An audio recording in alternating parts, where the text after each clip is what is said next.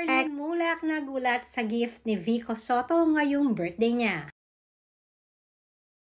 Blessed beyond grateful nga ang family ni Aga Mulak ngayong 51st birthday ng kanyang may bahay at former Miss Universe na si Charlene Mulak.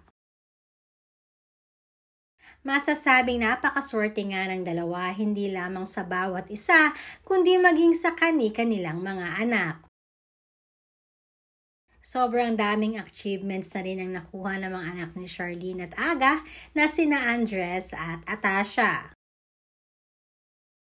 Kasalukuyang parehas active ang kambal sa showbiz at masasabing walang kahirap-hirap ang dalawa na sumuportahan or sinuportahan ng mga netizens. Lalo na ang isang kambal ni Charlene na si Atasha, na una pa lamang ay madami na ang talagang naaaliw sa kanya sa longest running noontime show na Itbulaga. Kung saan regular nating napapanood dito si Atasha. Nakuha din niya ang puso ng masa dahil na rin sa pagiging simple at walang kaarte-arte nito. Lalo pang pinag-usapan ito nang malik siya sa anak ni Vic Sotto na si Vico, na kahit di umano itinatanggi ng dalawa ay madami naman ang nakakikita at nagsasabi na espesyal ang turingan ni Atasha at Vico Sotto.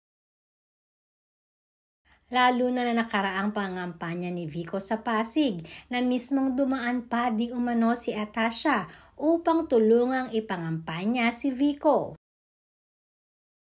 At ngayong birthday ni Charlene ay usap-usapan naman ang gift na ipinadala ni Vico para sa kanya. Ayon na rin sa aming source, ito ay isang mamahaling bracelet. Na di umano ay gulat na gulat si Charlene at Atasha nang makita ang ipinadalang ito ni Vico.